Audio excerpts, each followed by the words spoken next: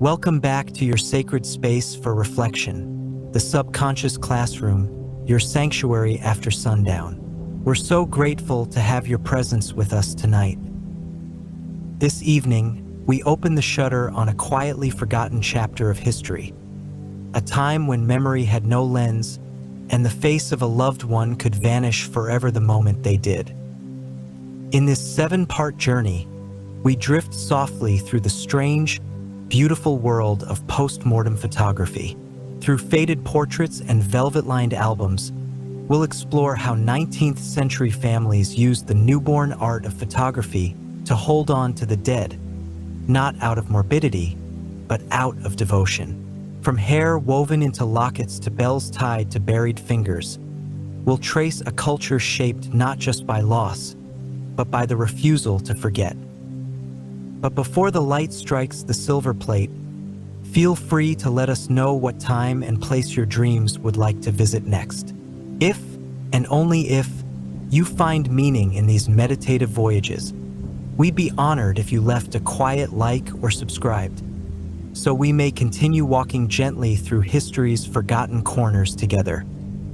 Now breathe in. The mirror is uncovered. The stillness is ready, and someone long ago is about to be remembered.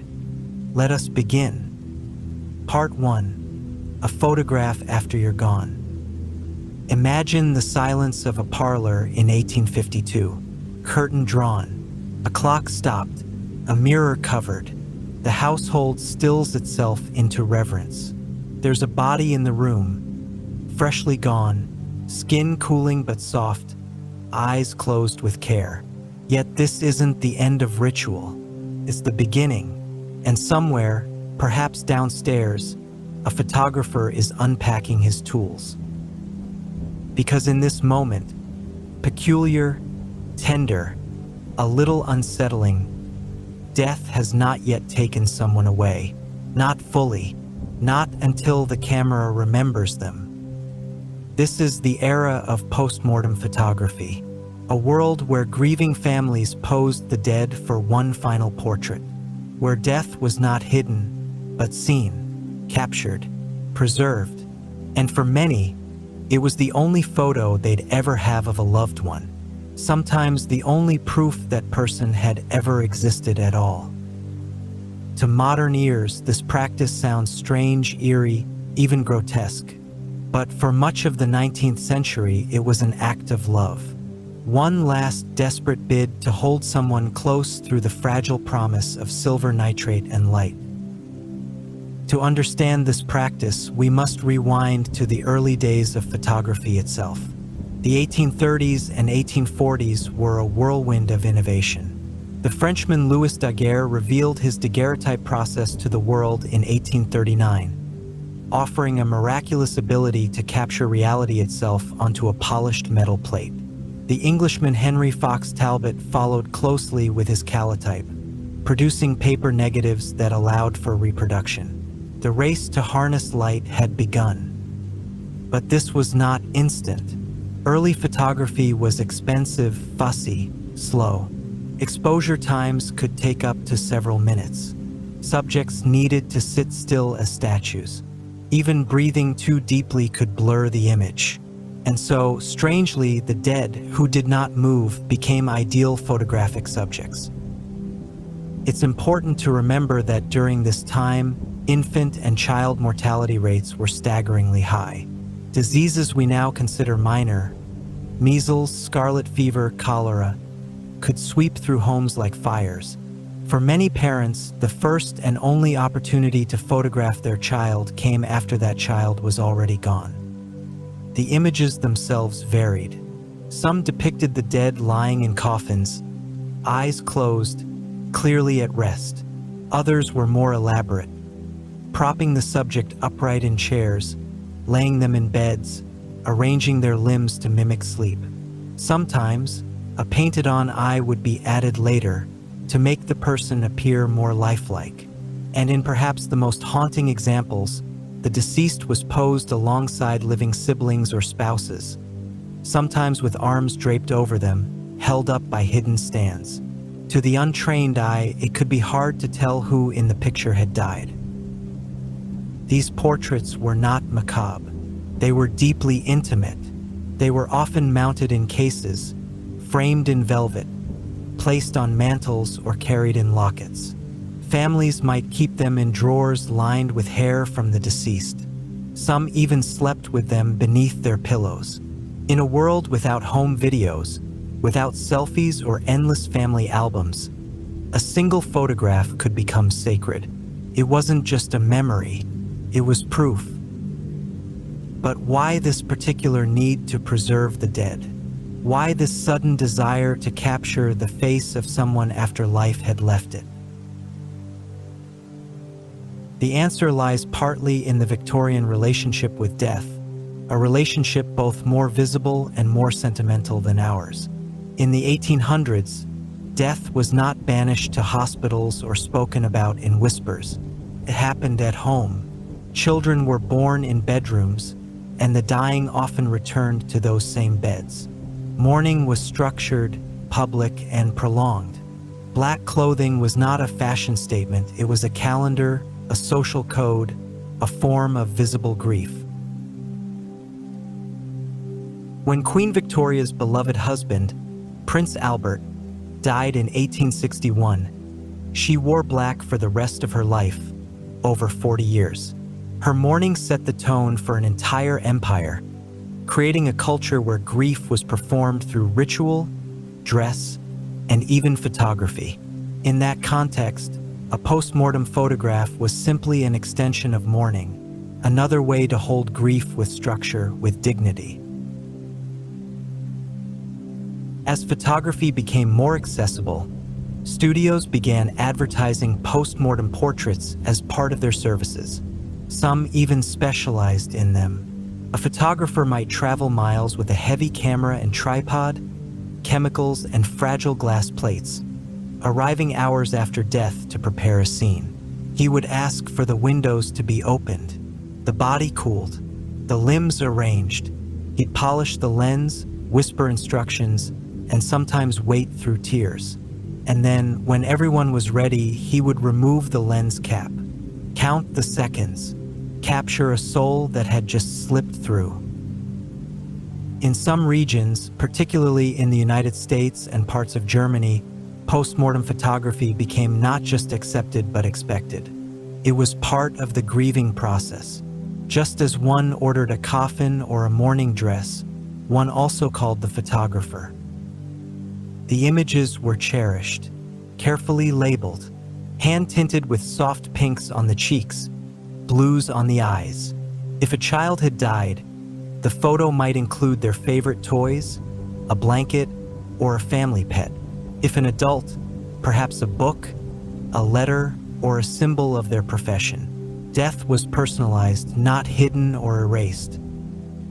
And while the dead did not speak, the photographs did. They whispered across time, "Here I am. I lived. I was loved." Of course, not everyone embraced this practice. Some found it too painful. Others, particularly as the century turned, began to see death as something to be separated from daily life. As medicine improved and urbanization spread, dying moved increasingly into hospitals. Cemeteries shifted to the edges of cities, and photography, now faster and cheaper, became focused on life rather than loss.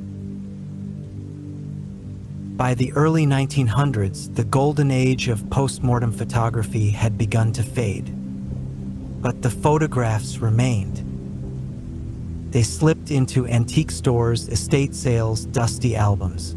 Some were misidentified, their inscriptions lost. Others were passed down through generations, quiet, sepia ghosts in drawers. In the mid-20th century, collectors began to take interest, seeing these images not as morbid curiosities, but as rich historical documents. They spoke not just of death, but of how people once loved so deeply that they refused to forget. Today, post-mortem photography exists in a very different form. In neonatal units, Photographers sometimes offer services to parents whose babies are stillborn or die shortly after birth. These portraits are gentle, respectful, and entirely voluntary. They carry the same impulse, to hold onto something that vanishes too quickly, to say this life mattered. There's also been a quiet revival of interest in Victorian mourning rituals. Scholars, artists, and even museum curators have begun re-examining the cultural richness of death photography, not as something ghastly, but as an honest mirror of the past. Because whether we admit it or not, we still fear being forgotten. We still long for permanence in a world where time erases everything. The Victorians didn't have digital clouds or family group chats, but they had silver on glass.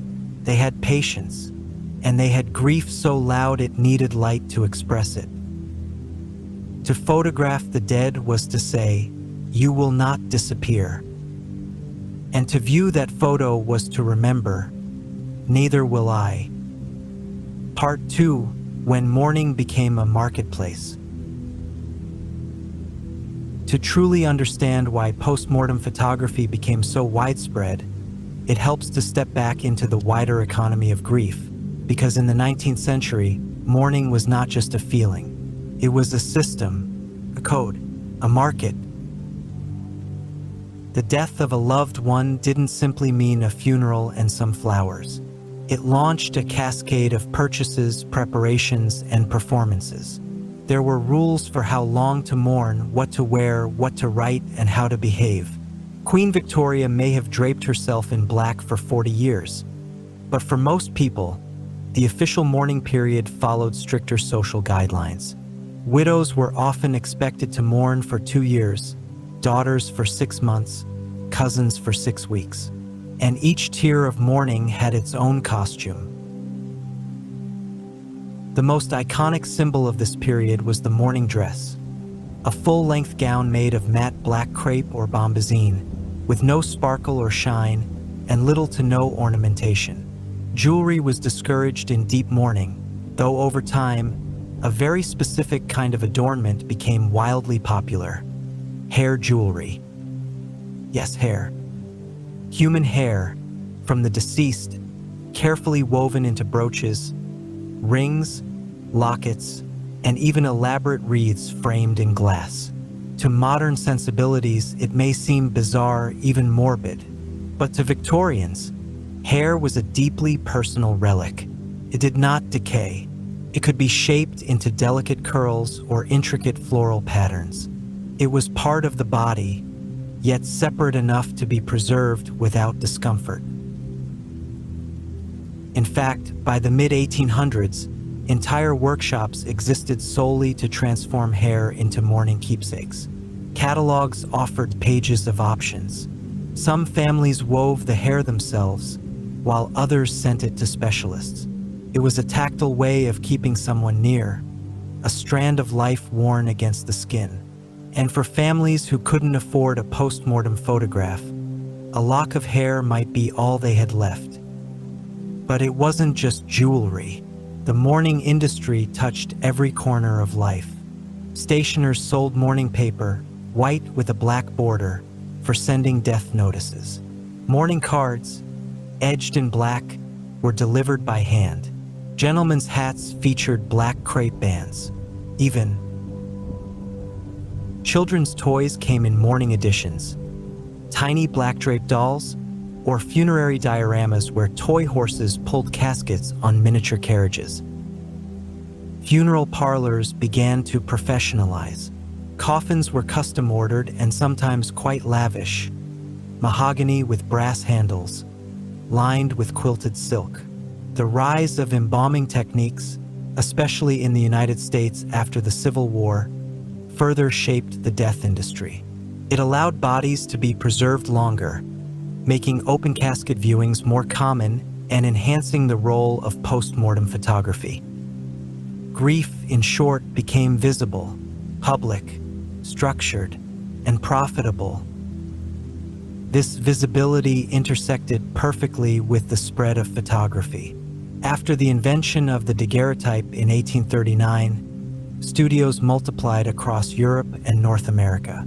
These studios offered portraits to the middle class, once a luxury reserved for nobility. Prices fell, techniques improved, and suddenly, the dead could be remembered not only by aristocrats or royals, but by shopkeepers, miners, farmers, and mothers.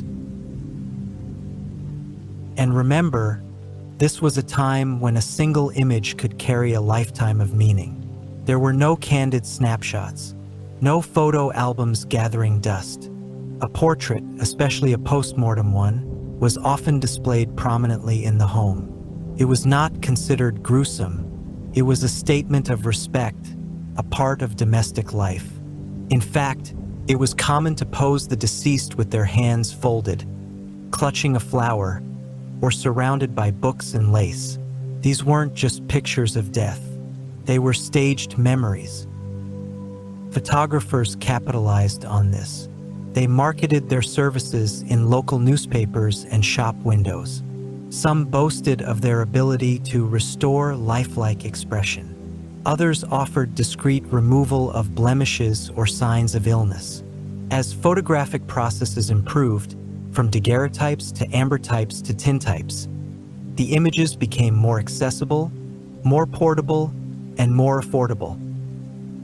A photo studio might offer instant likenesses of the deceased, processed within hours.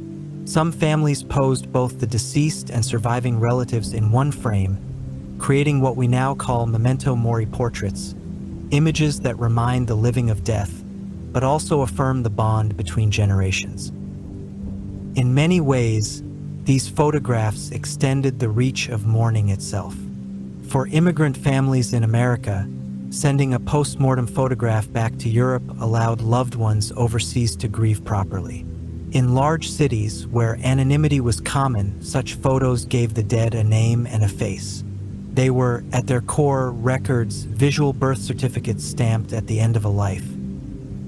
And while the emotional weight of these portraits was immense, they were also part of an aesthetic movement.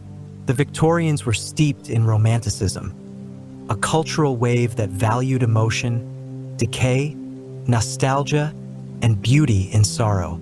Think of poems written in graveyards, paintings of weeping angels, Gothic novels thick with fog and longing. Post-mortem. Photography fit neatly into this visual culture. It wasn't an aberration. It was an expression of feeling. At the same time, the 1800s saw the rise of spiritualism, the belief that the dead could communicate with the living. Seances became fashionable in parlors. Mediums claimed to speak for the dead, and some photographers even claimed to capture ghosts on film. These spirit photographs, often the result of double exposures or clever tricks, depicted faint figures hovering beside grieving widows or floating above coffins. Whether or not people believed them, they sold, and they underscored the era's deep hunger to believe that death wasn't the end. This blend of spirituality, aesthetics, and commerce made the post-mortem photograph more than just an image. It was a ritual object, something between art, relic, and documentary. And it shaped how people saw death, not as a sudden rupture, but as a moment to be shaped, softened, and remembered. Grief could be styled, memory could be arranged, and through the lens of a camera, death became photogenic. As time passed, mourning itself began to change. The 20th century brought speed. Urban life grew busier. Psychology reframed grief as a personal, internal process rather than a communal display.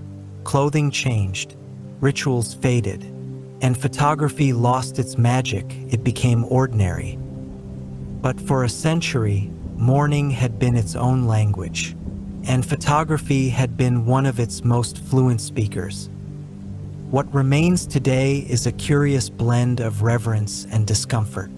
Antique shops sell post-mortem portraits, often unlabeled. Museums exhibit them under glass. Online collectors trade them with equal parts fascination and respect. And yet, Few would dare revive the practice in the same form. Perhaps that's because mourning is no longer so tactile. We don't weave hair into jewelry. We don't write letters with black borders. And most of us no longer see death in our own homes. We've outsourced it, sanitized it, and pushed it to the margins.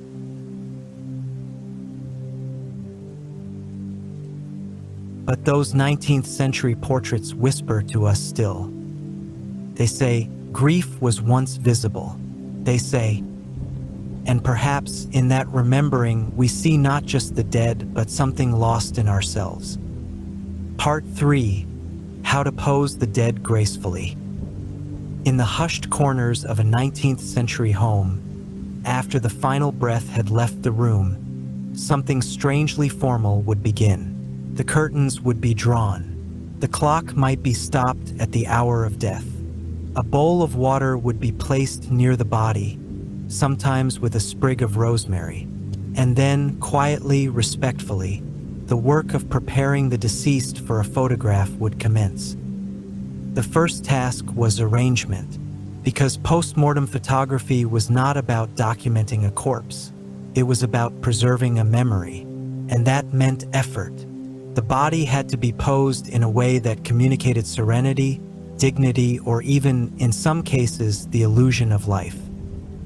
If the deceased was a child, the process was sometimes tenderly theatrical. A favorite toy might be placed nearby, a doll or small pillow nestled beneath a cheek. The child could be arranged as if asleep, on a bed, in a parent's arms, or sitting upright in a chair. Draped fabrics softened the composition, and in many cases, the child was surrounded by fresh flowers, woven into crowns or strewn around the frame. When the subject was an adult, the postures were typically more composed. Seated upright, with hands folded gently in the lap. Reclined in a bed. Laid in a coffin with lace and linens. Some portraits featured the deceased with a book open on their lap, as if they had simply nodded off while reading. In other cases, especially in Catholic households, a rosary was placed between the hands. Eyes closed, chin lifted, quiet elegance. But make no mistake, posing the dead was not easy. The human body, even freshly deceased, resists arrangement. Muscles stiffen, limbs lose their natural fluidity. In the early hours, rigor mortis might be present. Later, the body would soften again, but begin to slacken. That's where the tools of the trade came in. Photographers used a variety of devices to stabilize the body.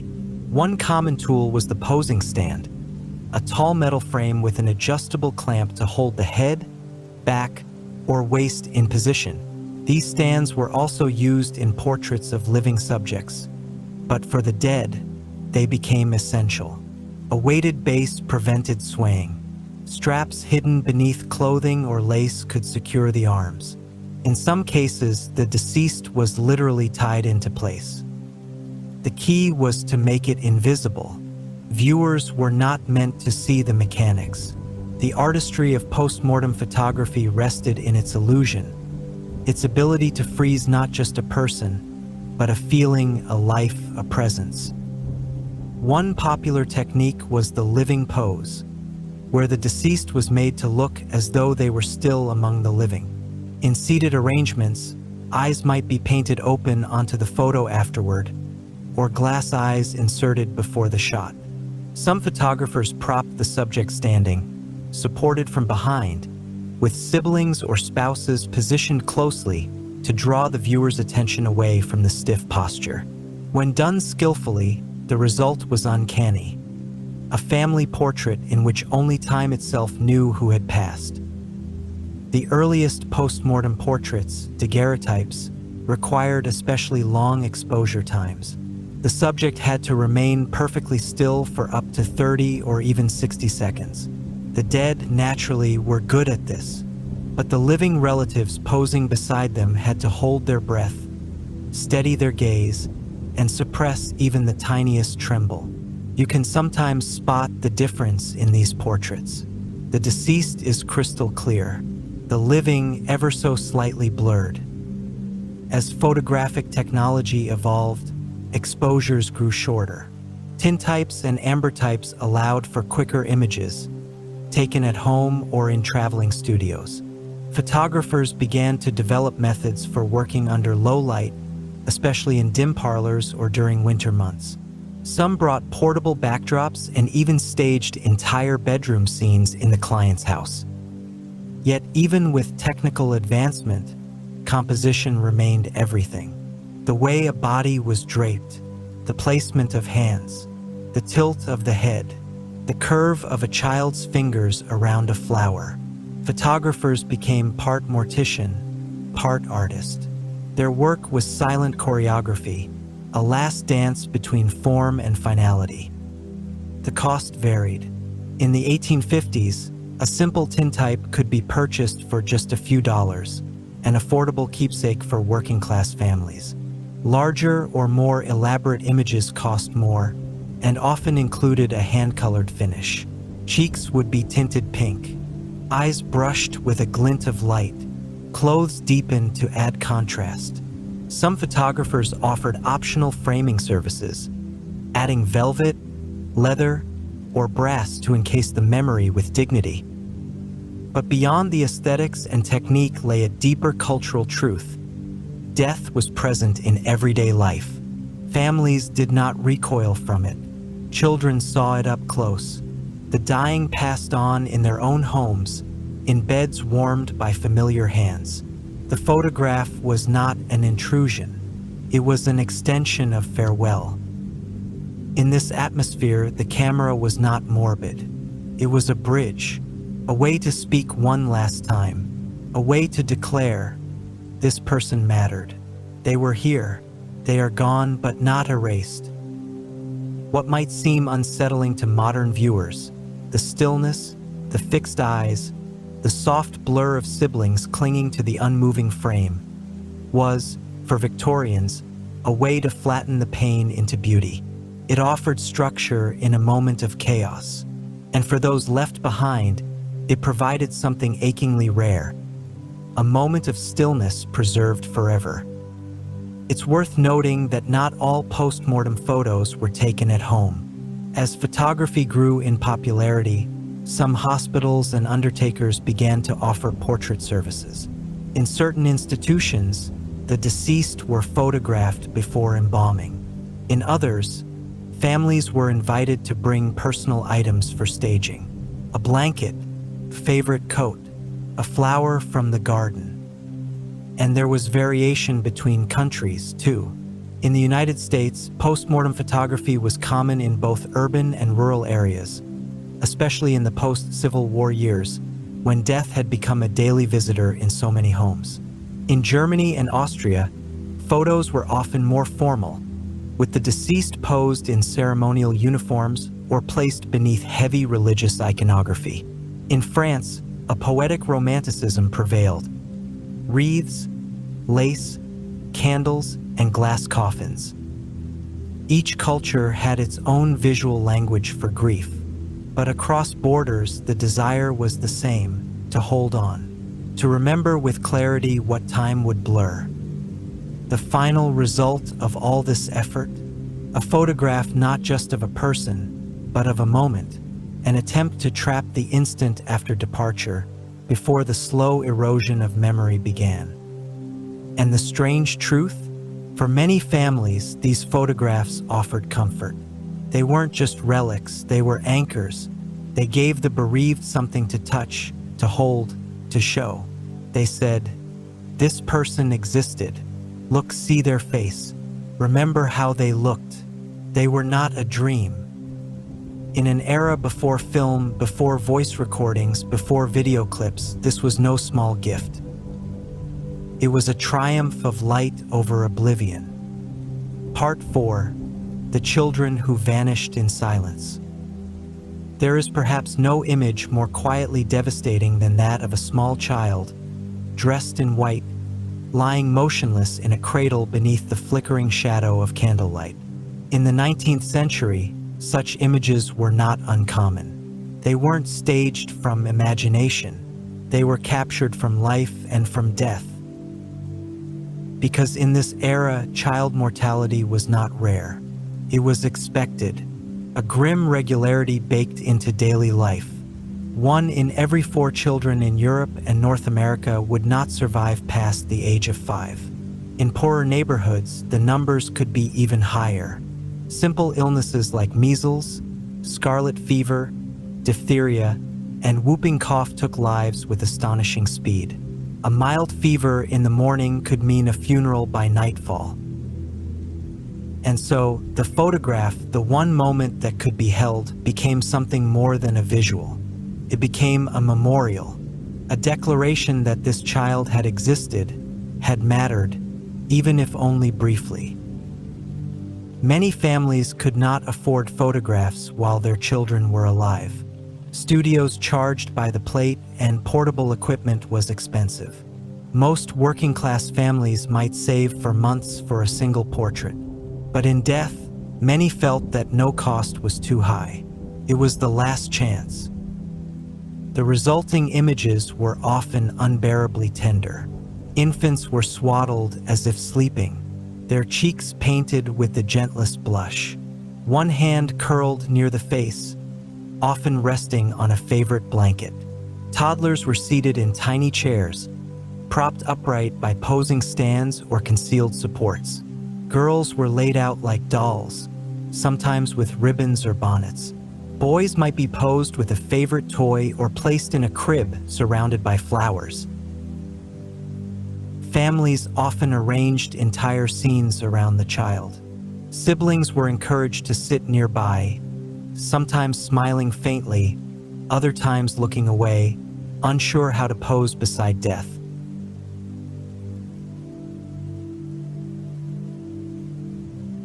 Parents might appear in shadowed corners of the frame, hands resting on the child's shoulder, bodies stiff with grief. There was a gentleness in these compositions, a refusal to depict suffering. Instead, the goal was to remember the child as they had been in life, peaceful, beloved part of a family. These photographs were rarely labeled as post-mortem. There was no need. Everyone understood. The blank stare, the stillness, the silence spoke volumes. And yet, the care put into them was immense. Photographers who specialized in such portraits were part artist, part comforter. They knew how to soften the harshness of death, how to suggest sleep, to bring warmth into a cold room. They worked with speed, sensitivity, and discretion. The goal was not to shock, but to soothe. This was especially true in cultures where religious traditions framed death as a passage rather than an ending. In Catholic households, children who died young were sometimes believed to go straight to heaven. The little angels, their images, then, were not only records of grief, but symbols of purity, of hope.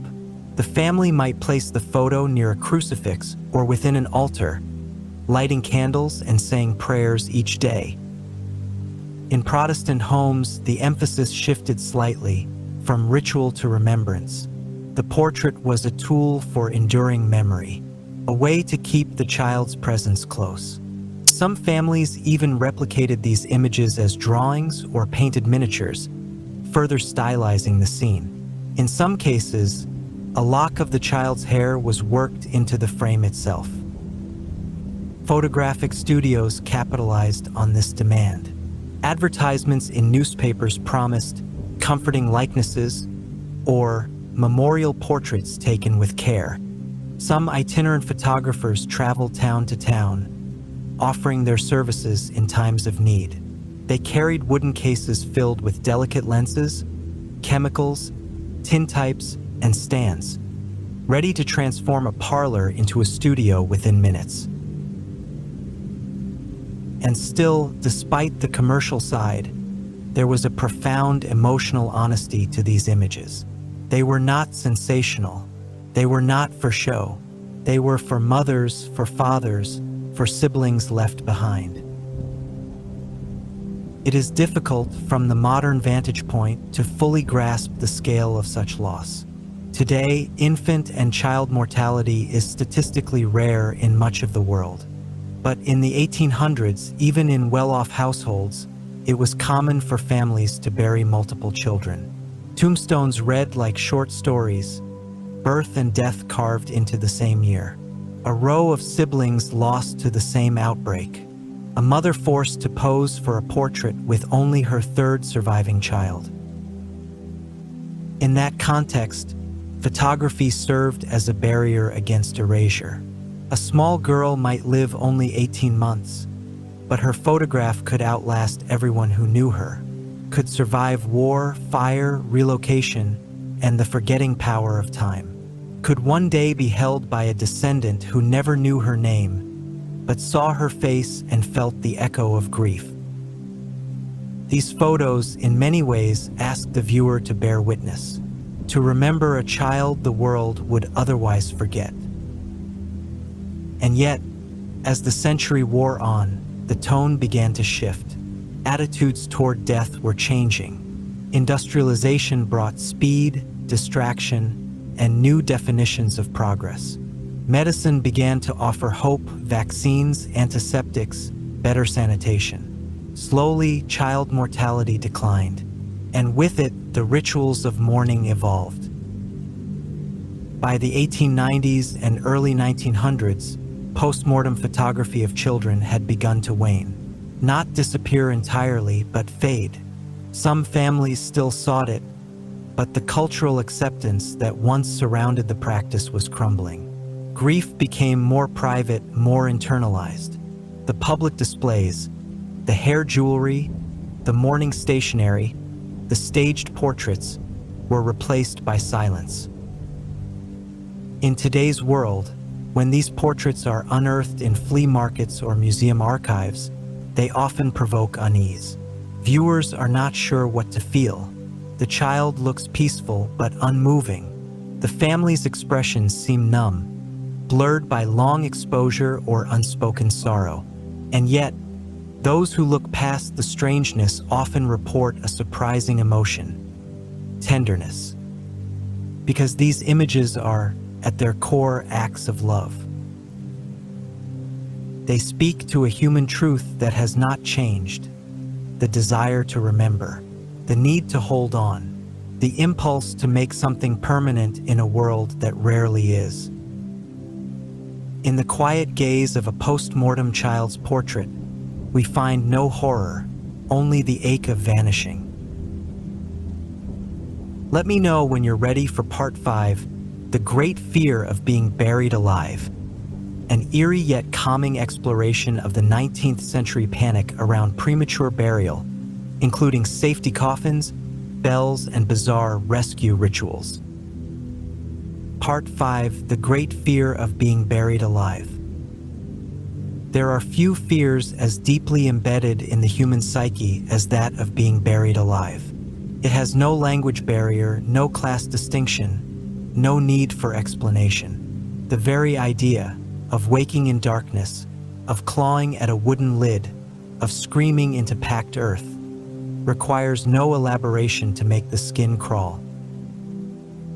And in the 18th and 19th centuries, this fear was not merely psychological. It was cultural, widespread, and in many circles entirely rational. At the time, medical certainty about death was still, in many ways, a work in progress. The heartbeat could be faint, the breath shallow. A person in a coma or deep cataleptic state might appear lifeless. There were stories, sometimes anecdotal, sometimes verified, of people declared dead, prepared for burial, and then waking up.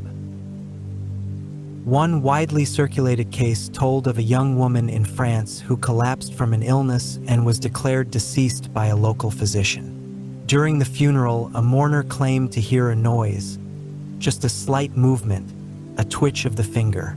The coffin was reopened. She gasped for air and lived. These tales, whether true or sensationalized, found fertile ground in the public imagination. Newspapers printed columns about the living dead. Penny dreadfuls and Gothic novels wove entire plots around the theme. Even Edgar Allan Poe, master of the macabre, wrote The Premature Burial, a story so vivid in its detail that readers swore it must be based on real events. And in part, it was. Medicine responded with urgency and occasionally with peculiar creativity. Enter the safety coffin. Beginning in the late 1700s and continuing through the 1800s, inventors across Europe and America patented elaborate burial contraptions designed to offer one last lifeline, just in case. These alarm coffins, as they were sometimes called, took many forms. Some featured bells mounted above ground, attached by cord to the hand or foot of the deceased. If movement was detected, if a hand twitched, a toe flexed, the bell would ring. Graveyard caretakers were instructed to listen closely, especially on the first few nights. Others incorporated viewing tubes, glass periscopes, or vertical shafts that allowed light in and the possibility of observation. Some had whistles. Some had flags that would spring up if the cord was tugged. One design included a feeding tube and even an air vent should revival occur. It might sound absurd now, but at the time, these inventions were marketed in earnest. Patents were filed, demonstrations were held, and grieving families, desperate for reassurance, paid the extra cost. Of course, the likelihood of revival was astronomically low. Most safety coffins were never activated, but they reflected a very real dread, a sense that death could not be trusted, that medicine might fail, that even in death, vigilance was required. In some cases, the solution was even more direct: delay the burial. This led to the rise of the waiting mortuary, especially in Germany. These were quiet, chapel-like structures near cemeteries, where bodies were kept under watch for several days before interment. Attendants, often medical students or gravediggers, kept vigil, looking for signs of movement, change in complexion, or the slightest breath. Many waiting mortuaries included windows for light and ventilation. In some, bells were strung directly to the fingers of corpses, each finger tied individually to ensure no possible motion went unnoticed. It was both precaution and spectacle. Visitors paid admission to walk through the halls of the not quite dead. And there were other rituals, two tests for confirming death: pinprick beneath the nail, a feather under the nostrils, a mirror to the lips. In some cases, more extreme methods were employed: pouring hot water on the feet, applying vinegar to the tongue, or even inserting needles under the skin, all in search of one final flinch, one last protest. Because the alternative, that someone might be buried alive, was too horrible to accept. It wasn't entirely theoretical either. There are records, scattered across coroners' reports and parish archives, of coffins being exhumed where the inside told a different story than the outside. Fingernails bloodied, linings torn, faces frozen in something that looked a lot like panic. The details are scarce, often filtered through decades of rumor, but they lingered, they frightened, and they shaped behavior. In Victorian England, this anxiety seeped into the language. Expressions like "saved by the bell" and "dead ringer" are often, though incorrectly, linked to these devices. More accurately, the phrases were reinforced by the culture of caution. In the United States, particularly in New England, sermons occasionally referenced the fear of premature burial as evidence of mankind's fragility. In rural towns, some people requested to be buried with their hands above the shroud, just in case. Others specified that their coffins not be sealed for 3 days. A few carried handwritten notes in their pockets. "I am not dead." In a strange way, this obsession with premature burial added a new urgency to remembrance. The photograph of the deceased, a still, composed image, was not just for comfort. It was a declaration. This person has truly passed. The stillness captured on silver or glass plate offered clarity, closure, and in some way, final consent. It's easy to dismiss these fears now. Medical science has come far. We have EEGs, heart monitors, brain scans. But the 19th century walked a different path. One shadowed by doubt, shaped by absence, and filled with caution. And yet, beneath the fear, there was a strange kind of tenderness. Safety coffins were not built out of terror alone. They were built out of love. The same love that wove hair into rings, that folded a child's arms over a single flower, that hired a photographer to preserve a moment that might otherwise disappear. Even fear, when softened by care, becomes something else. It becomes vigilance. It becomes devotion. And so in churchyards across Europe and America, small bells once waited beside graves, not because the dead would likely ring them, but because the living wanted them to be there, just in case. Part 6: The Industry of Death and Memory. By the late 1800s, death was no longer just a private event. It had become a business, an intricate industry of mourning, with its own rules, etiquette, and booming markets. Where earlier centuries might have buried their dead with little ceremony, the 19th century transformed the process into a carefully managed performance. Every stage of grief, from the final breath to the last photograph, became an opportunity for display and profit. It began with mourning attire. Black clothing, once a simple gesture of respect, evolved into a system of codified fashion.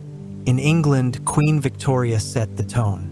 After the death of Prince Albert in 1861, she entered a mourning period that would last for 4 decades. She wore black every day until her own death. The public followed her lead, and what followed was not just sadness, it was style. Mourning dress became its own category. There were rules for fabrics: dull crepe, matte silk, bombazine.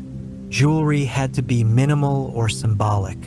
Gloves, parasols, and veils were required for women. Men were expected to wear black armbands, somber cravats, and top hats swathed in ribbon. Even children were dressed in miniature mourning outfits.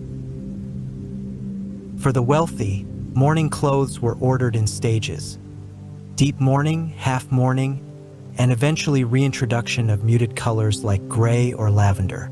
For the working class, it meant dyeing older garments black or borrowing attire from neighbors just to appear proper at the funeral. Mourning had a schedule, too. A widow might be expected to grieve in full black for a year and a day. Parents of lost children for 6 months. Cousins and more distant relatives for only a few weeks. Society expected outward expression to match inner sorrow. To grieve too little was disrespectful. To grieve too long risked being seen as dramatic or unstable. And into this cultural pressure stepped merchants, ready to sell. London, New York, and Paris all saw the rise of specialty mourning shops. Entire storefronts offered ready-made black gowns, crepe veils, lockets, gloves, stationery edged in black, embroidered handkerchiefs, and funeral wreaths made of artificial flowers. Even etiquette books were published to guide mourners on what to wear, say, or write. The funeral itself became an elaborate production. Caskets were no longer rough-hewn boxes. They were velvet-lined, brass-handled, glass-lidded. Horses wore black plumes and pulled hearses trimmed in gilt. Funeral directors, formerly undertakers, now acted as consultants, arranging music, procession routes, viewing hours, and even professional mourners to fill the pews if the family was small or the deceased unknown. In cities, the funeral industry blossomed. Cemeteries were no longer grim plots of land, they were park-like memorial gardens. Mount Auburn near Boston, Père Lachaise in Paris, Highgate in London. These were places where families picnicked beside graves, read poetry, and took afternoon strolls beneath weeping angels. And always, photography was there, silently capturing it all. Some photographers offered mourning packages, which included portraits of the deceased and, later, family portraits taken in black attire beside symbolic props. A draped chair, a single flower, a shrouded mirror. Some staged the funeral itself, capturing the coffin, the weeping mother, the procession outside the church. It was a way to mark the passage, to prove that the rituals had been observed. In many homes, mourning photographs were kept in ornate albums or displayed prominently in parlors. The image of a lost child might be placed in a frame beside their baby shoes. A widow might keep her husband's portrait locked in a brooch or hidden in a locket worn close to the heart. Even hair became part of the industry. Locks were clipped from the deceased and woven into jewelry, rings, bracelets, watch chains. Some artisans specialized in complex hair art, arranging strands into flowers, wreaths, or initials pressed under glass. In some cases, entire shadow boxes were filled with braided and sculpted hair as memorials for a family line.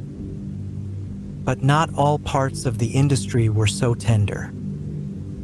As mourning became more public and more profitable, it also attracted opportunists. One such space was the spiritualist movement, which promised not just remembrance, but communication. Beginning in the 1840s and exploding after the Civil War, spiritualist mediums claimed to channel the voices of the dead. Seances were held in parlors and darkened rooms. Tables rapped, trumpets floated, chalk slates filled with messages. And yes, cameras played a role too. Spirit photography emerged as a strange and eerie genre. In these images, a living subject might be photographed with the faint outline of a deceased loved one hovering behind them, often in misty white or with a ghostly expression. Some photographers claimed the spirits appeared spontaneously. Others admitted years later to using double exposures and manipulated negatives. The public, grieving and desperate, didn't always care. They wanted proof. They wanted to believe. Photographers like William Mumler in the United States and Frederick Hudson in Britain built reputations around these ghostly images. Even Mary Todd Lincoln, widow of Abraham Lincoln, posed for a spirit photograph that appeared to show the late president standing behind her, hands resting on her shoulders. The image became famous and controversial. Critics denounced these practices as exploitation. Scientists tried to debunk them. Clergy warned against meddling with the supernatural. But the public appetite remained. For every skeptic, there were dozens who clung to the idea that the veil between worlds could be lifted, just enough to say goodbye one more time. And so, death became marketable, grief became a product, and memory, once held in the heart, could now be bought, framed, and placed on the mantle. This commodification was not always crass. In many ways, it was a natural response to the staggering grief of the era. War, disease, childbirth all stole life swiftly. The rituals of mourning, no matter how commercialized, gave shape to the chaos. They offered a script to follow, a way to act out the unspeakable. But they also reshaped how people understood remembrance. To remember someone was not simply to think of them. It was to dress, display, ritualize, and in some cases photograph, to make their absence visible. And in doing so, the line between personal grief and public performance blurred. Was the photograph for the mourner? For the community? For the future? Perhaps it was for all three. Part 7. When memory outlives the photograph.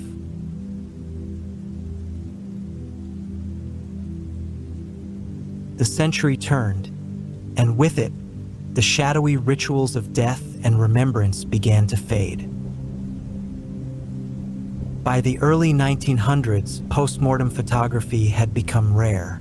Not gone entirely, but no longer mainstream. Cameras were now more accessible, more affordable. People had the chance to be photographed during life, at weddings, in gardens, beside new automobiles. Portraiture had shifted from finality to celebration. And yet, something was lost in that transition. The quiet, contemplative stillness of the mourning portrait, the reverence, the careful hands that folded hair into lockets, or arranged a child's limbs to appear as though they were only napping. These were not simply images. They were acts of love, the last acts, in many cases, created not to impress, but to hold something back from vanishing. Today, these photographs often sit unclaimed, found in flea markets, antique shops, or digital archives. Their names gone, their stories half remembered or never told. Just the trace of a life once tended to, then surrendered to time. The question lingers: what happens to the dead who left no image? Because most did not.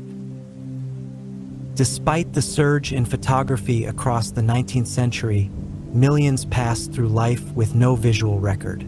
The poor, the rural, the enslaved, the unnamed, they were buried beneath crooked headstones or none at all. Their faces now known only in memory, in letters, in the angle of a descendant's cheekbone. In many ways, these are the ones most easily lost to time. And yet, they too shaped the world, held children, mended clothes, built ships, breathed the same air. Their absence in the visual record does not mean they mattered less. But it does mean that we, in the present, must listen harder to archives, to oral traditions, to the objects left behind. The absence of an image leaves more room for imagination, but also for forgetting. That's part of what made postmortem photography so radical.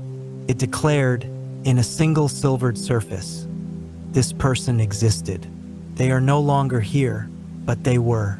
And that simple act, repeated thousands of times across decades, helped shape how we understand grief, memory, and death.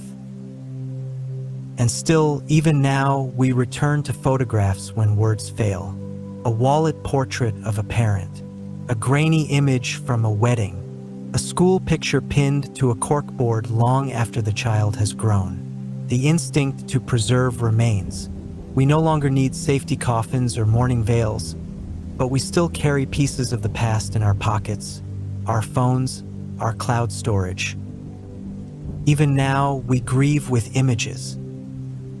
There is a strange stillness in old death portraits, a hush, as though the room around them fell quiet when the shutter clicked. A woman holding a child who will not grow, a father with one hand on a son already gone. They are not macabre, they are not frightening, they are full of grief, yes, but also grace.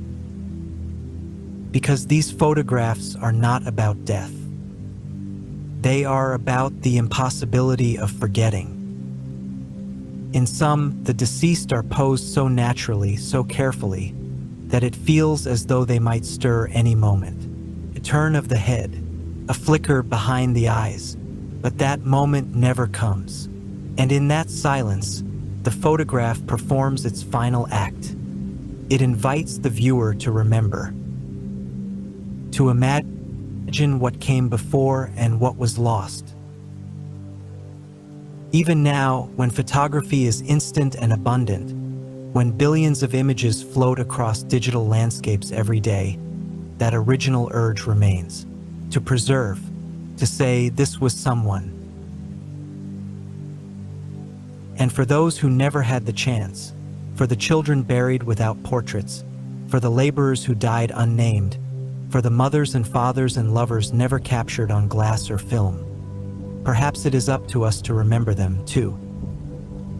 To imagine their lives not as statistics, but as presence. To know that even without a photograph, they existed fully, laughed, labored, danced, suffered, hoped. And so, the story of postmortem photography is not really a story about death at all. It is a story about the living, about how we respond to loss, how we mark it, how we soften its edges with ritual and beauty, about how even in the darkest hours, we search for ways to hold on. Maybe in some distant future, someone will come across one of these old photographs, tucked into a book or mislabeled in a digital file, and wonder, who was this? Who loved them? Who grieved? And maybe that's enough. Because to wonder is to remember.